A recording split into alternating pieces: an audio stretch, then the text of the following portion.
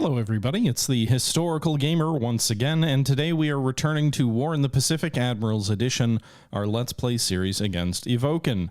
In today's episode, we are going to be looking at two turns. We're going to be looking at the May 14th and May 15th turns, and talking about some of the stuff that we are in the middle of doing. But the first things first, we're going to take a look at the May 14th turn and see what happens. We're moving into the... Well, something just sank. We just got like that sound of oceans sort of coming in over a ship that you get when a ship sinks in the game. So that's interesting. But we're moving into the AM phase already. So we're through the nighttime phase, and apparently we're detecting some mines at Rangoon. So I'm not sure if maybe the Japanese laid some mines with submarines in there. Also, we did shoot down a Betty there with our combat air patrol. So that's something to see if he's reconning those areas more heavily. Additionally, we also are good news in the sense that we've got the P-38 under production now. It actually started producing new airframes at a rate of a little bit less than one per day. It's 24 per month on May 1st, so we've got about 14 days of production there. So no longer are we just relying on aircraft that we've sort of cannibalized from a couple of squadrons that existed on the U.S. West Coast, but we are also producing new aircraft as well, and we almost have enough airframes to have a second squadron outfitted with P-38s. So that's pretty exciting. If we could get like 50 P-38s in a given air battle, that is going to be an absolute game changer in this period of the war. A lot of bombing going on here in Burma and in the Philippines. No sign of any attacks, major attacks yet, but at least the continuing raids, which are obviously increasing the experience of his crews there. So that's something to, I guess, keep an eye on. Nothing I can really do about it in the Philippines or the Dutch East Indies. The Dutch East Indies have enough supply, but they don't have enough firepower to withstand these bombardments. Additionally, the Japanese have used naval bombardments there as well, and that Batavia is vulnerable to that. The Philippines are not vulnerable to naval bombardment in the same way because they have very strong coastal defenses, but their problem is they're completely out of supply, and so those units are gradually getting weaker. Honestly, I think if he were to start launching assaults now, he would probably win, but so far he has not. He's been playing it cautious, and that's tying down at least two Japanese divisions, which we also mauled a couple of months ago in our counterattack at Bataan. So it's only a matter of time there, though, until those forces surrender, and once they do, it will free up considerable Japanese forces. At least one division can be pulled out of the Philippines, maybe two, and then 2 to 3 divisions probably could be pulled out of the Dutch East Indies. I would assume those would get redirected to Burma, because I think he doesn't have a choice. I think he has to try and take Burma from us, given its proximity to the oil-producing regions. If he doesn't, heavy bombers can start to harass different pieces of that, and so we'll have to keep an eye on that. Meanwhile, you just saw that there was a little pop-up saying flotation repairs, temporary repairs on the Prince of Wales were failing. As a reminder, we had ordered the Prince of Wales to move at flank speed from South Africa to England to try and repair her more quickly.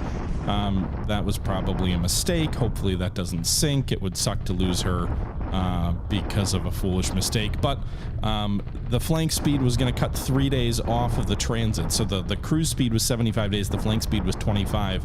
So trying to get there a little bit more quicker is going to be, you know, a bit of a dice, because I don't want to spend 2.5 months transiting it. All right, so bombardment attack at Batavia, bombardment attack at Clark Field. Pretty quiet turn. Not a lot really happened here.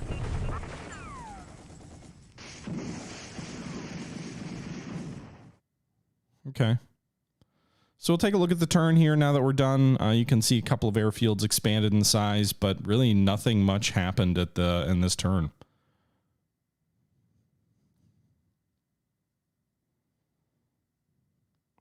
We will let these end of day activities conclude, and then we'll jump into the turn and take a look at a few things, and then we will jump back out and do the replay for the next turn. Okay, so we've got some submarines arriving, we've got some tankers arriving, some Soviet units arriving that we can't do anything with. and some fighter groups arriving at Aden. By the way, you can actually send aircraft from the U.S. East Coast to South Africa, or not South Africa, to the Middle East, I think, via sort of off-map shipping. If you do like a transfer to base, I believe, anyway.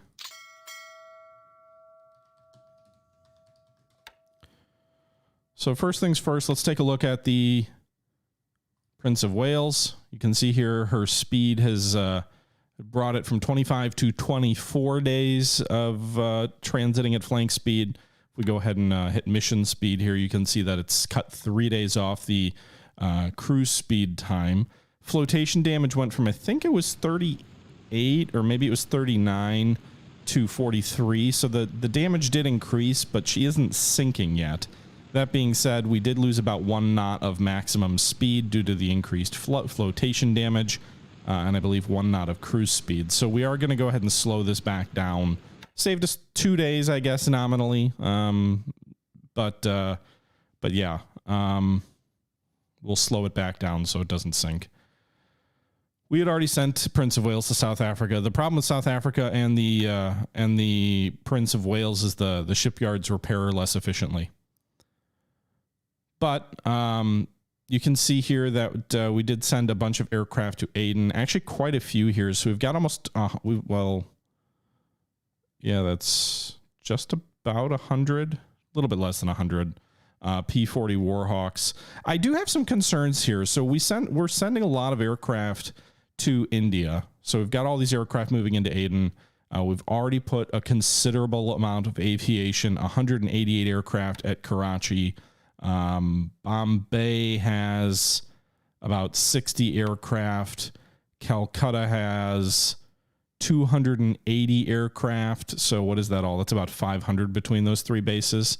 And then we've got an additional 80 at Lido, and Rangoon has 150. So we have over 700 aircraft in the Burma, and that's not even including the 100 or so at Sri Lanka.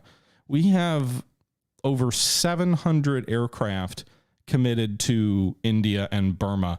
Now, about 100 of those are going to have to be withdrawn over the coming weeks due to withdrawal requirements, but still 600 frontline modern aircraft in this region. That's a lot of commitment here. And while I do think he's going to need to make a major push at Burma, it does make me feel like we're leaving Australia really naked. Perth has 60 aircraft, of which only 1 squadron of those is fighters. I think Melbourne has about 100 frontline fighters, mostly P-40, well, all P-40s or P-39s. And then I think we might have like 40 P-40Es that are in the Royal Australian Air Force, sort of scattered around in a couple of different squadrons here. But generally speaking, Australia feels horrifically naked from an aviation perspective, especially when you consider that the Japanese have taken Port Moresby, which could be a nice airfield to hit northern Australia from, especially when you consider the Japanese have taken New Caledonia and there could be operations in the Samoa group or the Fiji Island group. We do have some more aviation here. I mean, we've got like 80 fighters or so at Suva. We've got an additional 100 aircraft at Pago, but all of our carriers are currently deployed in the India region as well. And so I think what we're going to do is, at the very least, we're going to pull the carriers out and move them back to the Central Pacific to give me more flexibility out that way. And then what we're also going to do is we're going to perhaps send some of these aircraft at Aden down to Perth to strengthen ourselves there. Because like I said, we've already got 700 aircraft there. We got another 140 here at Aden. That's just putting too many eggs in one basket, in my opinion.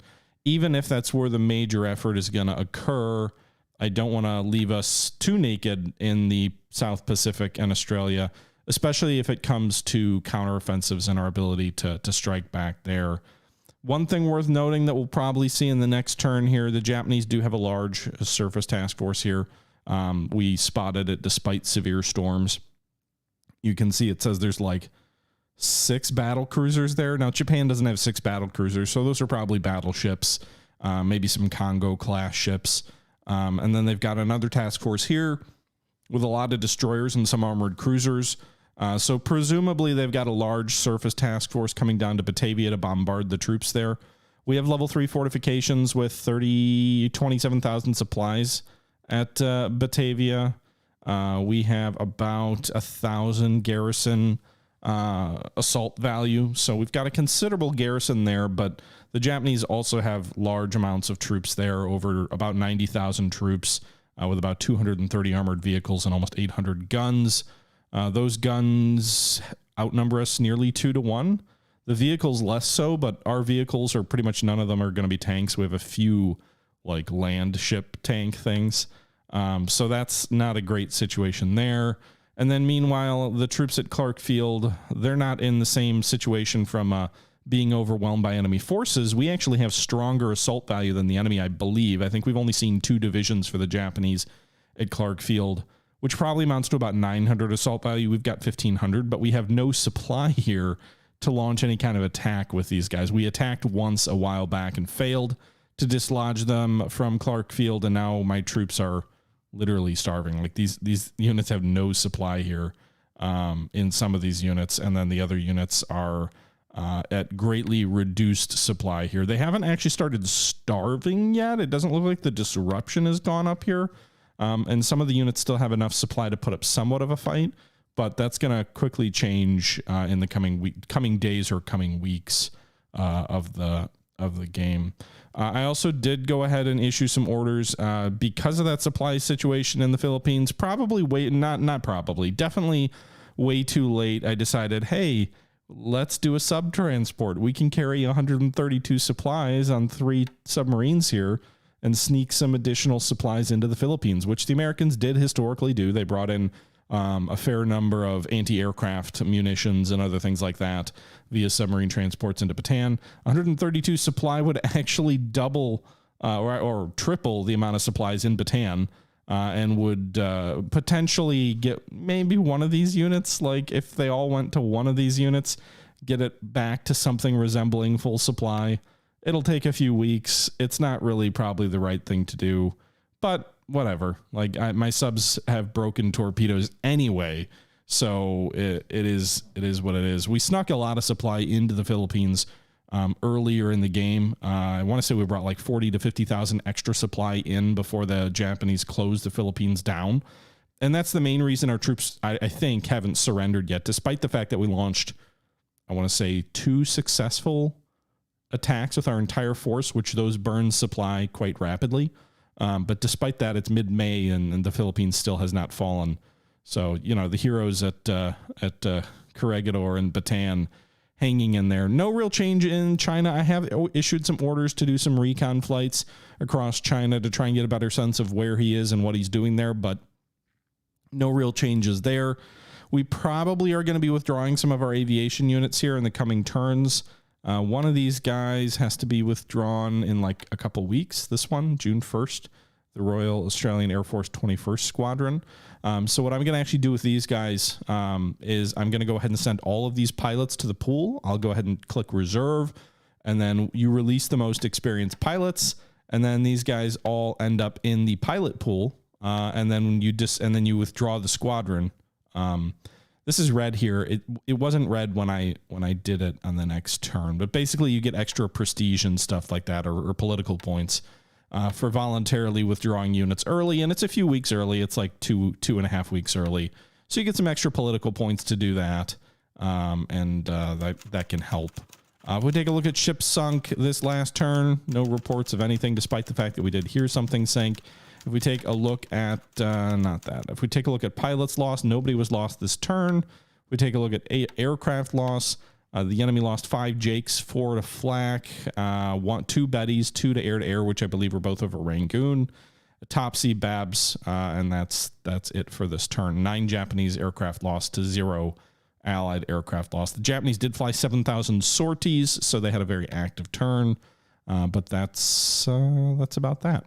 So that's going to do it. I don't have anything else to show you this specific turn, but we will have some stuff to show you once we get out of here. So let's go ahead and quit back to the main menu, which I'm not quite sure. I don't want to.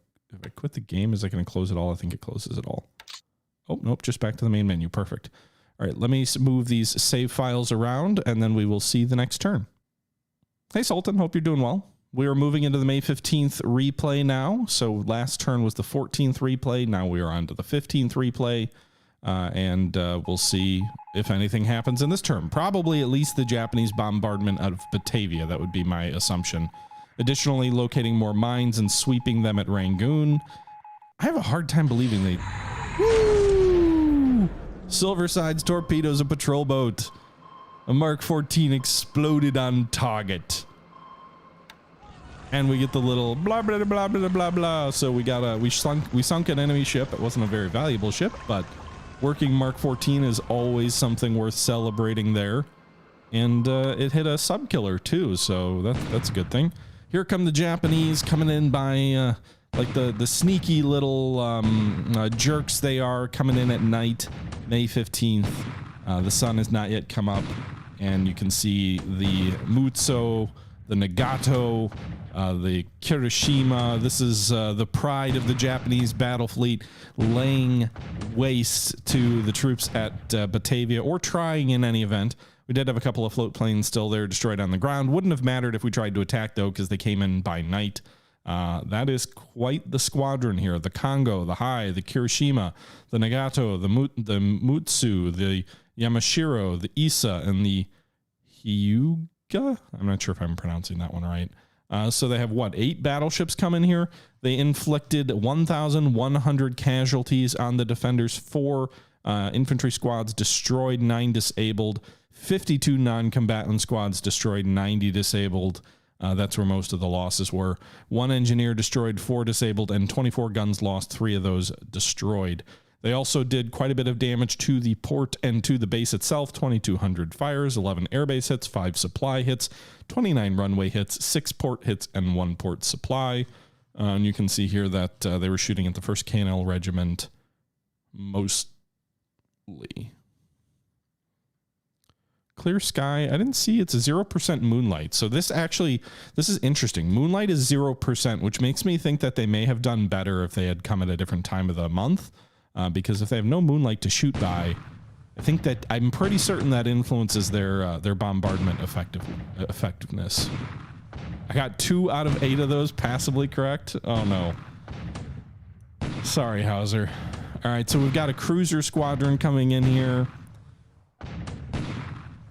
Bunch of heavies sort of following up from the battleships here. Looks like they mostly hit the airfield. No indication of any damage done to the defenders, just some float planes damaged. Oh no, never mind. 700 casualties, 5 squads, 12 disabled, 17 nons, 76 disabled, 2 engineers destroyed, 1 disabled, 20 more guns, 3 of those destroyed, 17 disabled. And further hits here, although they didn't do any. Oh, they did more fire damage, 76 or 6,700. I wonder if that's a multiplier effect because the base got hit. There were already fires, and then they hit the base again. But yeah, this was another large bombardment force. This is like all of his heavies. So, oh my goodness, 3, 6, 9, 12, 14 heavy cruisers. That's got to be their entire heavy cruiser fleet. There's Maya. We hit Maya a couple months ago with a Mark 14, so she must have been repaired.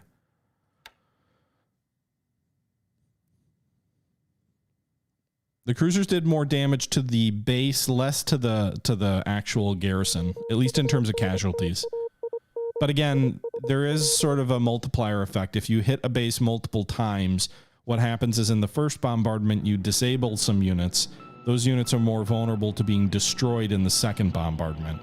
And so that's just kind of how things work. It does have sort of a multiplier effect.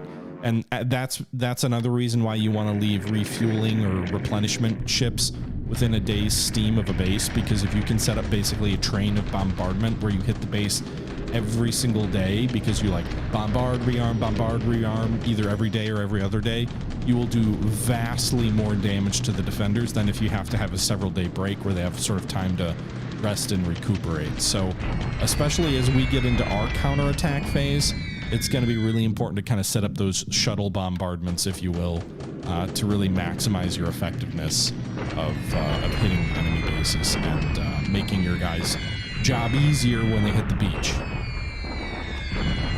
right, so we're back into the air phase here, bombing as you would expect. More stuff at the Philippines.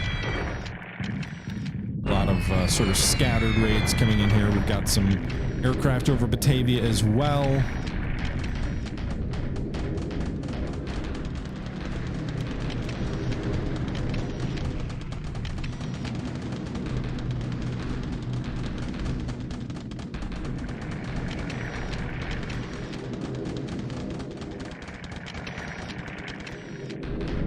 Be a good time to raid in the North Pacific.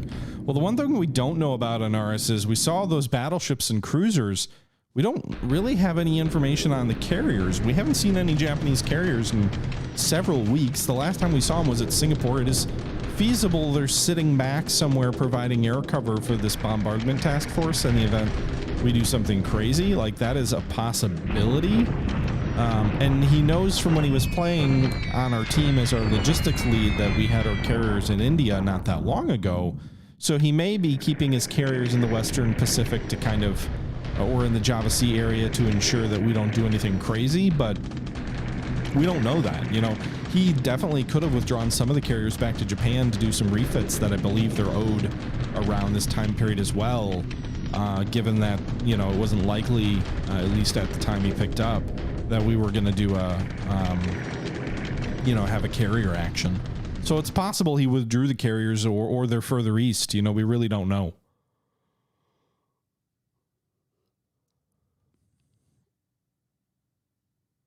Yeah, I mean, there's not necessarily a reason to use the carriers to protect the shipping. He's got bases all around here. I just don't know if he has enough land-based aviation to provide adequate cover. I honestly think, based on some of the losses the Japanese Army Air Force has suffered and the land-based naval elements, when you put that many ships into place, I don't care how many, you know, if you've got 100 aircraft ashore, that's not enough, in my opinion, to shield those ships. Those are very valuable ships. You don't want to risk it. All right, so the Japanese are bombarding Batavia with ground units as well.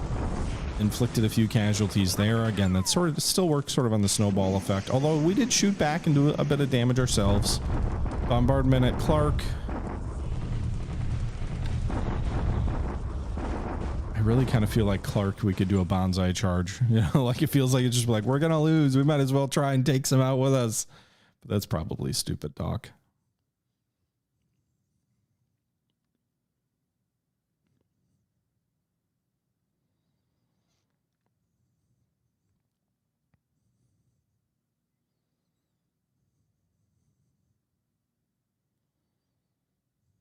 Okay. Taking some ships out of service to refit.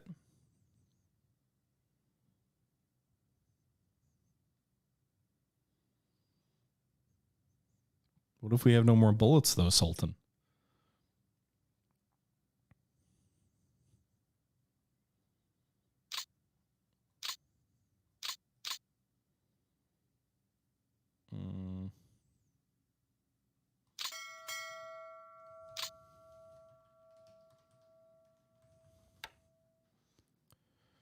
All right, so let's take a look at the replay reports here. Aircraft losses that turn, 2 Allied, 1 Japanese. They lost a Dino. We lost 2 different Catalinas. I assume that means we didn't lose any pilots. Nope, we did not. So that's good news. We also did withdraw that P-40 squadron that was here that had a withdrawal date in a couple of weeks, and then we moved more aircraft back over to Rangoon. I also withdrew 1 Hurricane squadron with Type 2As or maybe there were 2Bs. I think there were 2As. No, there were 2As. Yeah, right here with the 15 in the pool as well. And those pilots are all in the pool of replacement pilots. So actually, if you take a look here and we go to the pilot replacements and you go to the reserve pool, you can see every single pilot who is not assigned to a squadron right now, who's just sitting back in the reserves, kind of at home doing nothing, waiting for their chance to get assigned to a squadron as a replacement. You can sort them by how many missions they've previously flown. So like some of these guys had some pretty darn active careers. What's the leading kill? We have quite a few aces here sitting back in reserve as well. And you can see their experience as well. So generally, I don't withdraw any pilots out of the frontline squadrons until they're fully trained. So if we go through here, we can see there are 1,000 fighter pilots in this group, 548 bomber pilots, 104 or 86 patrol pilots, 3 transports, and 31 recon. You can break them out by nationality. U.S. Navy has 232, Army has 993, Marines have 101, Australia has 101, Britain has 268. But as you scroll down here, you can see most of these pilots are pretty experienced. I generally will not pull anyone out who is less than 60 experience, or at least has around 60 to 70 experience of either aviate or of both air and defensive skills. But there are some pilots in here who are in the upper 50s and whatnot. Still, this is a good pool to pull guys from as replacements into squadrons as losses are entailed. I think there were a few squadrons that were withdrawn like with really inexperienced pilots. What is this here? Release or retire from reserve 10 least experienced or active pilots. Like, I feel like there's no reason to keep these guys in who have only 20 experience or 30 experience. The replacement pools are going to bring in better pilots than that anyway. But yeah. Anyway. And then you can see over here in this section, there's a total of 9,300 replacement pilots in the Navy, 1,300 Marines, 5,300 U.S. Army. I believe the added is like since the maybe new pilots added to the pool since the game start. You've got the average experience of a replacement pilot. So this is not the guys in the reserve pool. These are like fresh replacements out of pilot training back in the States or wherever. And then you can see here the number of pilots at each experience level. So number experience 1 to 3, 4 to 6, 7 to 9, 10 to 12. I'm assuming these are months in training. So you can see like the 1 to 3 pilots who have been in training for 1 to 3 months, their experience levels are 1 or 0. There's 3,400 of them in the U.S. Navy. There are 1,700 who have been in training for almost a year. Their average experience is 2,300. So quite a bit of detail here. And these guys are just fresh replacements, not the reserve pool. And those guys get pulled into squadrons when you choose to draw replacements. You can draw replacements from the reserve pool as well, which is what you would want to do in a combat situation. You don't want to be drawing pilots from these pools, but that is something Japan can end up doing as well. So like, if you're following a game that maybe follows more of a historical bend, like the equivalent of that would be Japan raiding these pools here of pilots who aren't fully trained to outfit squadrons because they've lost so many men. Like that can definitely happen in the game. The average experience, is that the benefit of TRACOM? I don't know exactly if TRACOM. I have not seen anyone use TRACOM for the allies. I believe TRACOM helps the training of these pools here of the pilots in 1 to 12 month training.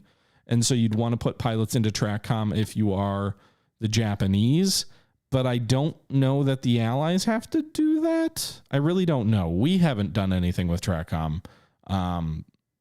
But I believe as the Japanese, you want to put a certain amount of like highly experienced pilots there because that influences your overall training here. The Allied training experience levels actually tick up later in the war as the training programs back in the States get going, is my understanding as well. So you're never going to like pull a pilot out of a year of training at 70 experience, but I believe these average experience numbers for the pilots in the pool will actually go up over the course of the war for the Americans. It's kind of the opposite situation for the Japanese if you don't properly staff TRACOM. Ship sunk. Did anything sink? Probably the patrol boat, right? We got the Tibo Maru number 2, 3 points, sunk by Mark 14 torpedo. Book it. That's a success. Ship withdrawals. Anybody coming up? I feel like some folks should be coming up soon, but maybe not. 28 days for some destroyers. Okay. Still got a little bit of time there. Ground unit withdrawals. 2 days, this convoy and the whatever, that automatically happens. I don't have to do anything with that.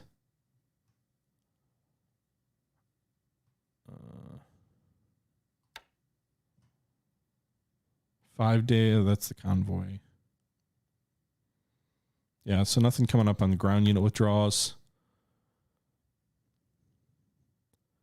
Aircraft, yes, there are several groups that need to get withdrawn soon. Some Catalinas here in 16 days, some Hudsons, some B-17s and B-18s. I pulled most of the aircraft that are due immediately, but we do have some fighter squadrons up here as well. Now, we did get some more shipping into Rangoon this turn, so actually several of these cargo task forces are either leaving Rangoon now or are almost done unloading their supplies, and so we did push some additional supplies into Burma. I think we brought like an additional 10,000 or so supplies into Burma this last 2 turns, so that's nice. We had thought that the supply line into Burma might have been cut, but not the case. We have brought some additional supplies in. We also have some more supplies coming in as well. These guys are not detected yet somehow. 3,400 supply coming in on these 2 transports. We've got some cruisers, or a cruiser and 2 destroyers, providing some cover to the north of Rangoon, of the Delta up here. We're just sort of stationing them here in case he tries to do one of those raids of the port again. We've got about 10,000 more supply coming south from Calcutta, because supplies don't travel over this mountain range very well. And then we are loading up some additional supplies and troops at Calcutta as well. We did get our submarines out, so we actually issued some orders for a couple of different submarines to do some patrols. But then we also had our submarine transport somewhere around here. Right here, carrying the 132 supplies for Bataan. And then we've also got the Enterprise pulling out to South Africa to sort of meet my desire to shift our carriers to the Pacific, the Central Pacific, as opposed to staying in India. We are loading up considerable fuel on this tanker task force here. We'll need to add some escorts before they set sail, but we are loading up 90,000 fuel for Australia, which they will convert into supplies there. And then we have 350 more aircraft. Well, maybe not. That's just the load amount. We've got 2 aircraft groups here, 13 Banshees and 13 Kitty Hawks, which are going to go to Perth as well to sort of meet that need of increasing the amount of aviation in Australia, since we've been putting so much effort into reinforcing India and Burma. No real changes anywhere else. No real indication of Japanese actions in China. We did do an air recon over Nanyang and detected some considerable units there and some aviation, but no sign of troops moving anywhere in China at the moment, which makes me nervous. And then we also are going to do a few things here along the Fiji line. So I have decided that we should get a better idea of what the Japanese have out here. So we know that the Japanese have, or at least we knew that the Japanese at one point had 1 ground unit at Canton Island, 2,300 troops, 16 guns, probably like an SNLF unit or a Naval Guard unit sitting there. We had already retaken Baker Island, but I really want to work on clearing my strategic line of communications up a bit. Canton is definitely a thorn. Every time I try and send transports from the U.S. West Coast to Australia or to the Pago line or Fiji line or whatever, every time we've got to like manually reroute these guys because they get too close to Canton, where if the Japanese were to ever put any float planes there, they could have recon like all the way out to here and really play havoc with them having good intel on what we're sending where and possibly do like a carrier raid in there. So what I would like to do is my next, and this is like very much a limited effort that I would probably only do if I knew the Japanese carriers were somewhere else. But what I would like to do is I would like to retake Canton Island from the Japanese. But in doing that, I thought like, hey, we could probably make it a thrust this way, throw a regiment on here. It's an atoll, so you only have 6,000 troops that can be put there without penalties. But when I was looking at that, I was thinking like, okay, so Canton Island, somewhat exposed, not really any supporting bases around here. But even if we take Canton, these guys up here in the Elise Islands group are a bit of a thorn as well, right? Like, if I have Baker and Canton, I can't really use them well without having to take into consideration Vavutu or Funafuti because they're both within 16. I don't know that I want to build these bases up, but it does give me some heartburn of having these bases pushed that far south. I'd like to give a little bit of a buffer to the Fiji line. And so I'm thinking what we might do, and this is just a preliminary thought, But we are in the midst of moving around the 2nd Marine Division. We've got one regiment coming from the U.S. West Coast on its way to, I believe it's going to Pearl, right? So we've got one regiment going to Pearl. We have another regiment already down at Vavu, down here, the 2nd Marine Regiment, which is also part of that 2nd Marine Division. And then we've also got the 8th Marine Regiment, which is also part of the 2nd Marine Division. And so my thought is I've got these 3 elements that my plan is I already have shipping and troops on the way to replace the Marines at Savi, to replace the Marines at Vavu. And then the plan was to pull them all back to Pearl and form up the 2nd Marine Division. So we have a full Marine Division ready for some sort of attack somewhere. My thought was, though, is if we could get decent intelligence on what is on these islands, I think a Marine regiment will make short work of a single guard unit. I'm hoping anyway that like you'd bombard for a day or two and then you'd just hit the island and you'd win. That's my hope. I don't know if it's true, but that's my hope. And if both of these islands are similarly held, then my thought was we could drop 3 regiments on these islands in quick succession and kind of take this thorn in our Fiji line and in our sort of Line Islands line, and we could really solidify the situation here. We could start using Vadapu to get better intelligence on what is up at Tarawa or Ocean Island. It's sort of at extreme range there. These could both be built up to slightly, well, neither one of those would be good bases, but Baker Island would be, not even Baker. How far is Canton? I'm thinking through this like, oh God, that's so far away. I don't know. We could do float planes out of here, out of Baker for sure. But Baker's really isolated. So like putting float planes here to do reconnaissance on Tarawa is a bit of an issue. So I think what I'm thinking is maybe we do like this operation, take these 3 islands back here, solidify our strategic line of communications, and that will better protect our flank should we end up making a thrust at Espiritu Santo, New Caledonia, or the Santa Cruz Islands. I don't know for sure if or when even we would do that, but these are some like, what is it here? Luganville has a great airfield and good port. Fate has a very large airfield. Tani can have a large airfield, and New Caledonia is a huge base with lots of opportunity. So there's some very good anchorages in here, some very good airfields in here that is going to make retaking these islands potentially problematic. Given their position, they already are problematic for our supply lines to Australia. And so we at least want to neutralize these guys. If we can take the Elise Islands, that gives us a bit of a protection on our flank so that no recon picks up any movements in here until you know we're ready to go. And that will better shield Pago and Savi from potential enemy long-range float planes. Generally speaking, taking these islands feels like it shouldn't be too difficult. I'm not sure about Canton, but I'm assuming these are both lightly held. So long-winded way of saying what I'm going to be doing is I'm going to be sending out some long-range recon on Canton to get a better update on what's here. We're going to send some long-range recon at Vadapu and Funafuti. And then we are also sending recon out of Fiji here. We've broken up the Liberator Squadron here. So we're going to send recon out to check out Nomaya, Tani, Fate, and Luganville for a few reasons. One, if we're reconning these 3, if all we're doing is reconning these 3 islands, that sort of telegraphs our intention. If we are reconning those 3 islands as well as these 3 islands, he may not necessarily think we're launching a counterattack. He may be just thinking, oh, they're just trying to see what's out there. We've already bombed Luganville and sunk some ships in its port with long-range B-17s out of Fiji a while back. And we also bombed Nomaya as well. So again, reconning those places is more than just potentially setting yourself up for an amphibious move. It is also sort of checking to see what is in those ports and getting better intel there. And so that's sort of my thought is we'd maybe launch a quick raid here before pulling the Marines back to form the 2nd Marines, and then also start gathering intel here. That raid would sort of help isolate these guys a little bit more, really turns it into more of just a straight salient, and that could be sort of our first major multi-island operation. We've already taken Midway. We've already taken Baker.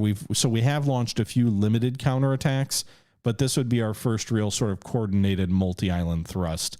And if we go that route, I'm going to call it Operation Southern Lance, because, you know, we're lancing these islands like you would lance a boil. It's not like it's this huge problem. These islands aren't massive strategic things. It's like a surgical, just refining the map, just getting rid of that one little pimple, just trying to get it out of there because it's just a little bit of a blemish on your front lines. So we'll call it Operation Southern Lance. Espiritu Santo might be the main goal eventually, but not right now.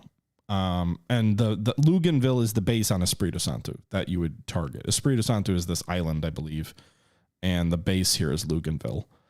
But in any event, I'm not ready to thrust out there because I am pretty certain, I think these islands are lightly held. I am pretty confident that the Japanese have considerable forces invested at Luganville and Nomaya at the very least. And so those are going to be operations that we are not ready to start yet. And those are going to be operations that we really need to lay the groundwork for. So like what we'll probably need to do to hit either of those bases is set up an anchorage at Antom or set up an anchorage, you know, somewhere close, maybe Mare, where we've got replenishment shipping in the harbor here, so we can just shuttle bombard Nomaya or shuttle bombard Espiritu Santo, and then take the base. But if I do that now, at this stage in the war, he can just move 6 carriers down, and I don't have a very good likelihood of beating them, and that could turn into a real big disaster real quick. My thought is this operation over here is more limited in scope and more quickly executed than anything we can realistically do. If we just land a division unprepared on a base where the Japanese have a division, we're going to get shredded. And so a quick operation versus, you know, a battalion of defense troops versus a regiment of Marines, that can happen. Or, you know, a division of Marines versus a division plus of Japanese defenders is not going to be quick and could be a disaster. So just sort of trying to figure out what the right way is to start shoring up our defenses before we go full blown, you know, on the offensive. One other piece of news also. So we have that 2nd Marine Division, which is available to us. The 1st Marine Division will be available in a few days. So we have the 7th Marine Regiments in the U.S. East Coast, but then we've also got the 5th and 1st Marine Regiments, which will be arriving in 3 days. So we will have 2 full divisions of Marines ready for operations in the near future. But that's another reason that I need to get my carriers out of Bombay and get them to the Central Pacific if we really are going to launch an operation in the islands down here, in I guess the Canton Island and the Elise Islands.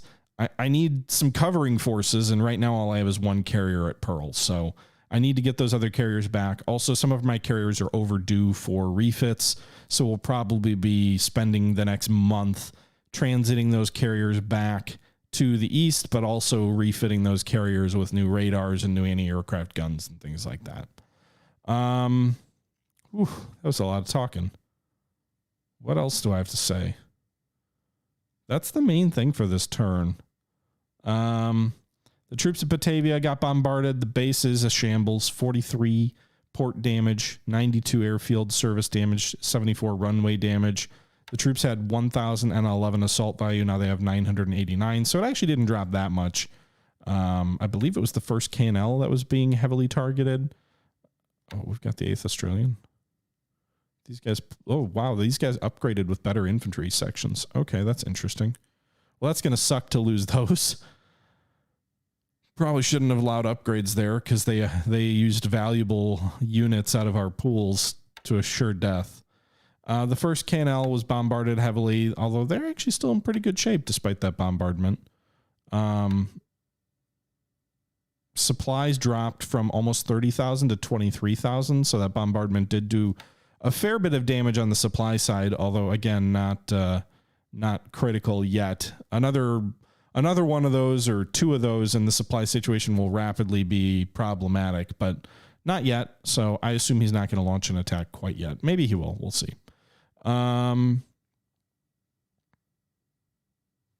And we're also getting ready perhaps to fly over the hump to help China out with some more supply. The Burma Road is still open, so that's nice. But we also have a considerable amount of transport aircraft building up at Lido here. We've got 57 transport aircraft, about 40, a little bit more than 40 of those are C-47s. Then we've got the 11 Lodestars and 6 DC-2s. So not a zero number of transports. And then I also mentioned the P-38s. So we've got the 1 squadron of P-38s and the Flying Tigers already operating out of Rangoon. There's 27 of them, but then we've got 24 in reserve.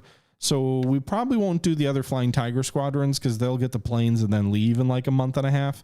But we might do one of these P-40 squadrons somewhere up here and outfit them with P-38s instead.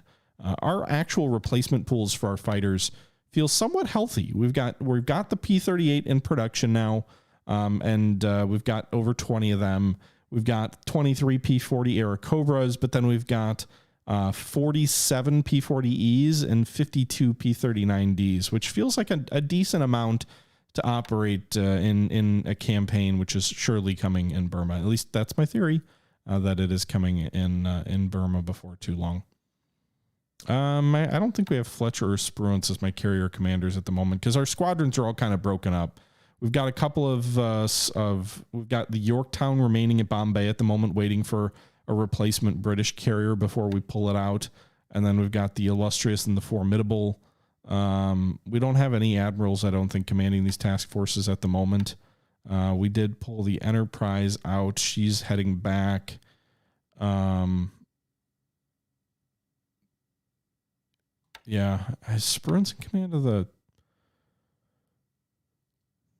I'm not sure. Air Combat, who's commanding this group?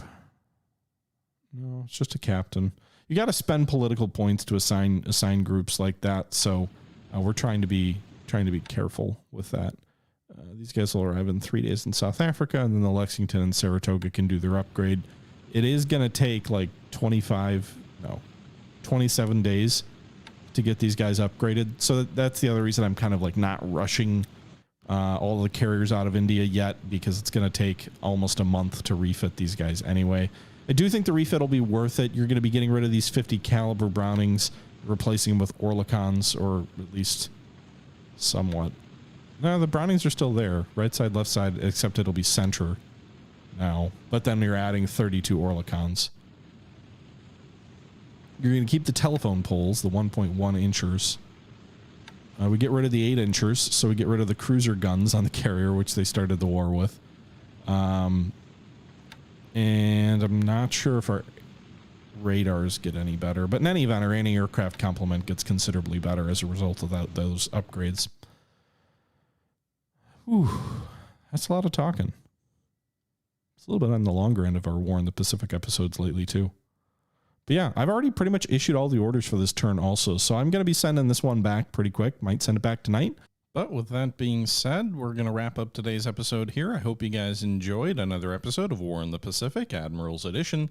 And until next time, as always, this is the Historical Gamer saying thank you for watching, and I'm out.